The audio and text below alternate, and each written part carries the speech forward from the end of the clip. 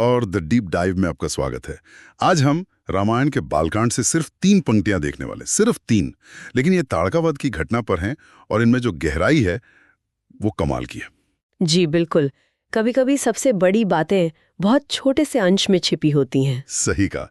तो आज का मकसद यही है कि इन 3 पंक्तियों को हम पूरी तरह से खोल कर देखें, ये समझने की कोशिश करें कि श्री राम के जीवन की ये पहली बड़ी कार्रवाई, जैसा कि ये स्रोत बताता है, असल में उनके पूरे भविष्य का, उनकी पूरी यात्रा का एक तरह से ट्रेलर कैसे बन जाती है। एक नींव। हाँ, एक नींव। तो चलिए शुरू करते हैं। पहली पंक्ति है, भयानक जंगल में गूंजी ताड़का की भीषण हुंकार, जिसे देख कांप जाते थे ऋषि मुनि और संसार। वाह! ये लाइन पढ़ते ही एक पूरा माहौल बन जाता है ना। सिर्फ ये नहीं कहा गया कि एक राक्षसी थी। यहाँ शब्द देखिए, भयानक जंगल, भीषण हुंकार। बिल्कुल, ये शब्द सिर्फ जानकारी नहीं दे रहे, ये एक एहसास पैदा कर रहे हैं। हाँ, वो दहशत महसूस होती है। ऐसा लगता है कि ये सिर्फ एक फिजिकल थ्रेट नहीं है, बिल्कुल ये कुछ ज्यादा है। बिल्कुल। यहाँ जो बात आकर्षक है वो है डर को स्थापित करने का तरीका। भीषण हुंकार सिर्फ एक आवाज नहीं है, ये आतंक का सिंबल है। अच्छा। ये दिखाता है कि ताड़का का खतरा सिर्फ किसी को मार देने का नहीं था, बल्कि वो उस जगह की पूरी शांति, पूरी स्पिरिचुअल एनर्जी को भंग कर रही थी। ऋषि मुनि तपस्या के लिए जंगल में जाते हैं, शांति के लिए, और वो उस शांति पर ही हमला कर रही थी। तो एक तरह से ये धर्म के ताने बाने पर एक सीधा हमला था। और इसमें जो संसार शब्द का इस्तेमाल हुआ है वो तो इसे और बड़ा बना देता है। जी, मतलब ये कोई लोकल गुंडागर्दी नहीं थी, ये एक जंगल की समस्या थी, लेकिन उसका असर संसार पर हो रहा था। ये थोड़ा ड्रामेटिक नहीं लगता? नहीं, मेरे ख्याल से ये बहुत सोचा समझा गया शब्द है। संसार का इस्तेमाल इस समस्या को एक कॉस्मिक लेवल पर ले जाता है। अच्छा, मतलब ये सिंबॉलिक है। हाँ, इसका मतलब है कि जब कहीं भी धर्म पर, यानी सही तरीके से जीने की व्यवस्था पर हमला होता है, तो उसका असर पूरी दुनिया के मॉरल बैलेंस पर पड़ता है। सही बात है। लेखक हमें ये बता रहा है कि ये सिर्फ एक जंगल को बचाने का मिशन नहीं है, ये दुनिया की नैतिक व्यवस्था को बचाने की लड़ाई की शुरुआत है। इससे दांव बहुत ऊंचे हो जाते हैं। मतलब माहौल पूरी तरह सेट हो गया है कि खतरा बहुत बड़ा है, ग्लोबल लेवल का है। जी। अब आते हैं रिस्पॉन्स पर। खतरे का जवाब कैसे दिया गया वो और भी इंटरेस्टिंग है। अगली लाइन कहती है, मुनि के आदेश पर राम ने साधा अपना संधान, एक ही तीर में कर दिया राक्षसी का काम तमाम। बहुत सीधी और शक्तिशाली पंक्ति। इस एक लाइन में मुझे 2 बातें एक साथ दिखती हैं जो थोड़ी अलग दिशाओं में जाती हैं। पहला हिस्सा है मुनि के आदेश पर, जो दिखाता है डिसिप्लिन, ओबीडियंस, जी, कि वो अपने गुरु विश्वामित्र की बात मान रहे हैं। और दूसरी तरफ असीम शक्ति। ये दोनों चीजें एक साथ क्या कहती हैं राम के बारे में? ये आपने बहुत अच्छी बात पकड़ी है, और यहीं पे उनके चरित्र की नींव रखी जा रही है। अगर सोचिए, वो सिर्फ एक ही तीर में ताड़का को मार देते बिना किसी के कहे, तो वो एक बहुत शक्तिशाली राजकुमार तो लगते। हाँ, पर शायद थोड़े आवेगी लगते। बिल्कुल, थोड़े आवेगी, थोड़े रेकलेस भी लग सकते थे। वो एक विजिलेंटी की तरह लगते जो कानून अपने हाथ में लेता है। हाँ, एक हॉट हेडेड हीरो की तरह। सही कहा। लेकिन मुनि के आदेश पर यह हिस्सा सब कुछ बदल देता है। यह उनकी शक्ति को एक मकसद देता है, एक लेजिटिमेसी देता है। ये बताता है कि उनकी शक्ति अनुशासन के अधीन है। हाँ, मतलब वो अपनी पावर का इस्तेमाल तभी करेंगे जब धर्म, यानी एक हायर मॉरल अथॉरिटी, उन्हें ऐसा करने के लिए कहेगी। यह राम को धर्म के रक्षक के रूप में स्थापित करता है, न कि सिर्फ एक शक्तिशाली योद्धा के रूप में। तो ये पावर विद पर्पस है। शक्ति है, लेकिन वो कर्तव्य के दायरे में बंधी हुई है। बिल्कुल। और एक ही तीर में वाला हिस्सा, क्या ये सिर्फ उनकी तीरंदाजी की तारीफ है? मेरे हिसाब से ये उससे कहीं ज्यादा है। एक ही तीर में काम तमाम करना सिर्फ एफिशिएंसी नहीं दिखाता। तो फिर क्या? ये उनकी डिवाइन नेचर का एक हिंट है, एक टीजर है।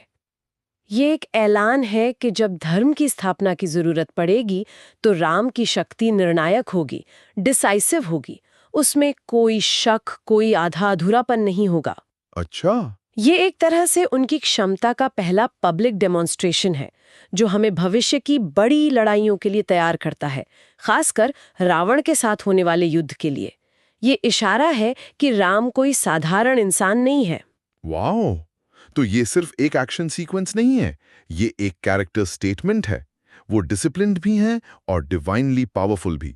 और ये दोनों गुण मिलकर ही उन्हें वो बनाते हैं जो वो हैं। जी बिल्कुल। ओके, यहाँ तक तो ठीक है, खतरा समझ आ गया, एक्शन भी समझ आ गया, पर जो आखिरी लाइन है ना, उसने मेरे लिए इस पूरी घटना का मतलब ही बदल दिया। सबसे महत्वपूर्ण लाइन। सुनिए, ये वध नहीं, अधर्म पर सत्य की पहली जीत थी, जो राम के भावी पराक्रम की नई रीत थी। ये लाइन मेरे दिमाग में घूम रही है। ये वध नहीं, इसका क्या मतलब हो सकता है? मतलब ताड़का तो मारी गई, फिर ये वध क्यों नहीं है? सही सवाल। यहीं पर इस पूरी घटना का असली मतलब छुपा है। बिल्कुल, ये इस पूरे छंद का दिल है, a master stroke of framing. जब स्रोत कहता है ये वध नहीं, तो वो इस घटना को फिजिकल एक्ट ऑफ किलिंग से ऊपर उठाकर एक फिलोसॉफिकल आइडिया बना रहा है। एक विचार। हाँ, वध एक शारीरिक क्रिया है, किसी का अंत। लेकिन लेखक कह रहा है कि इस घटना का असली महत्व ताड़का के शरीर के अंत में नहीं है, बल्कि उस चीज के अंत में है जिसका वो प्रतीक थी। और वो प्रतीक थी अधर्म का, अधर्म का, अन्याय का, आतंक का, उस आध्यात्मिक अराजकता का जो उसने जंगल में फैलाई थी। अच्छा। तो राम ने जब उसे हराया, तो उन्होंने सिर्फ एक क्रीचर को नहीं हराया, उन्होंने अधर्म की उस पूरी आइडियोलॉजी को, उस कॉन्सेप्ट को हराया। इसलिए ये सत्य की जीत है, ये अच्छाई की, व्यवस्था की, धर्म की जीत है। तो ये हिंसा नहीं, न्याय की स्थापना थी। यही बात है। ये इस एक्शन को एक मॉरल हाई ग्राउंड देता है। कमाल है। तो ये एक फिजिकल विक्ट्री से ज्यादा एक आइडियोलॉजिकल विक्ट्री थी। और इसी लाइन में एक और शब्द है, पहली जीत। अधर्म पर सत्य की पहली जीत थी। इस पहली शब्द पर इतना जोर क्यों? क्योंकि ये तो बस शुरुआत है। अच्छा। ये एक लंबी और मुश्किल यात्रा का पहला कदम है। ये शब्द इस घटना को एक अकेली घटना होने से बचाता है और इसे एक सीरीज का पहला एपिसोड बना देता है। मतलब और भी आने वाले हैं। बिल्कुल। पहली जीत का मतलब है कि ऐसी कई और जीतें आने वाली हैं। ये भविष्य के सभी संघर्षों के लिए एक टेम्पलेट सेट करता है, चाहे वो खर दूषण से युद्ध हो, मरीच का वध हो, या अंत में रावण के साथ महायुद्ध। हर लड़ाई को इसी फ्रेमवर्क में देखा जाएगा, अधर्म पर धर्म का संघर्ष। ताड़का का मारा जाना उस महाकाव्य संघर्ष का पहला अध्याय था। मतलब इसने मिशन स्टेटमेंट सेट कर दिया कि राम की यात्रा का मकसद क्या होगा। और फिर आता है आखिरी हिस्सा, जो राम के भावी पराक्रम की नई रीत थी। रीत शब्द यहाँ बहुत शक्तिशाली है। रीत का मतलब तो एक ट्रेडिशन, एक कस्टम होता है। एक नई रीत कैसे स्थापित हो गई? रीत का मतलब है एक तरीका, एक पैटर्न, एक मिसाल। एक पैटर्न। जी, ये घटना सिर्फ एक जीत नहीं है, ये एक फाउंडेशनल मोमेंट है। ये वो क्षण है जो उस तरीके को डिफाइन करता है जिससे राम भविष्य में काम करेंगे। उनका पराक्रम यानी उनकी वीरता कभी भी सेल्फ ग्लोरी या ईगो के लिए नहीं होगी। अच्छा। उनकी वीरता हमेशा धर्म की सेवा में होगी। तो ये एक तरह से रूल्स ऑफ एंगेजमेंट सेट कर रहा है कि राम अपनी शक्ति का इस्तेमाल कब और कैसे करेंगे। एग्जैक्टली। ये रीत स्थापित करती है कि राम की शक्ति का प्रयोग हमेशा एक ब्लूप्रिंट फॉलो करेगा। वो ब्लूप्रिंट क्या है? पहला, निर्दोषों की रक्षा का आह्वान होगा, जैसे यहाँ ऋषियों ने किया। दूसरा, एक नैतिक अधिकार यानी गुरु का आदेश होगा। और तीसरा, तब राम अपनी दिव्य शक्ति का उपयोग अधर्म को मिटाने के लिए करेंगे, व्यक्तिगत दुश्मनी के लिए नहीं। ताड़का वध ने ये पैटर्न सेट कर दिया। ये उनके पूरे जीवन के पराक्रम का, उनकी वीरता का खाका बन गया। तो अगर हम इस सबको एक साथ देखें, ये कमाल है। हमने शुरू किया था एक जंगल में एक राक्षसी की दहाड़ से। वहां से हम पहुंचे राम के चरित्र पर, जो आज्ञाकारी भी हैं और शक्तिशाली भी। जी। और आखिर में हम इस निष्कर्ष पर पहुंचे कि ये सिर्फ एक हत्या नहीं थी, बल्कि ये धर्म की स्थापना का एक ब्लूप्रिंट था। एक ऐसा पैटर्न जो उनकी पूरी जिंदगी डिफाइन करने वाला था। सही कहा। मतलब इन 3 पंक्तियों में लेखक ने हमें सिर्फ ये नहीं बताया कि क्या हुआ, बल्कि ये भी बता दिया कि जो हुआ उसका मतलब क्या था और भविष्य में क्या होने वाला है। ये सिर्फ एक राक्षसी का अंत नहीं था, ये राम राज्य की नींव का पहला पत्थर था। मैं पूरी तरह से सहमत हूँ। ये छोटा सा अंश पूरी रामायण की थीम का एक माइक्रोकॉज्म है, एक छोटा मॉडल। एक छोटा मॉडल। हाँ, रामायण का कोर मैसेज क्या है? अधर्म पर धर्म का संघर्ष और उसकी आखिरी जीत। सही बात है। और ये 3 पंक्तियों उस पूरे महाकाव्य का सार एक बीज के रूप में हमारे सामने रख देती हैं। ये हमें दिखाती हैं कि हीरो कौन है, उसका मिशन क्या है और वो अपने मिशन को पूरा कैसे करेगा। ये वाकई में एक बहुत ही पावरफुल पीस ऑफ राइटिंग है। तो ये पूरी चर्चा एक दिलचस्प सवाल पर लाकर छोड़ देती है।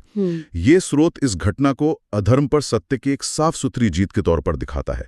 ये सोचने पर मजबूर करता है कि हम कहानियों में या इतिहास में किसी भी एक्शन को कैसे फ्रेम करते हैं, कैसे डिफाइन करते हैं। हाँ, मतलब हिंसा के किसी भी काम को कब एक धर्मयुद्ध या न्याय संगत जीत माना जाता है। बिल्कुल। इस स्रोत के मुताबिक इसकी एक चेकलिस्ट है। पहला, वो निर्दोषों की रक्षा के लिए होना चाहिए, जैसे यहाँ ऋषियों की रक्षा। दूसरा, वो एक मॉरल अथॉरिटी के आदेश पर होना चाहिए, मनमाना नहीं। और तीसरा, उसका मकसद व्यक्तिगत लाभ से बड़ा हो, धर्म की स्थापना जैसा कोई बड़ा लक्ष्य। तो ये एक ढांचा देता है। जी, ये एक प्राचीन ढांचा है, पर ये सोचने पर मजबूर करता है कि एक जस्ट एक्शन को परिभाषित करने के ये पैमाने आज के दौर में कैसे देखे जा सकते हैं।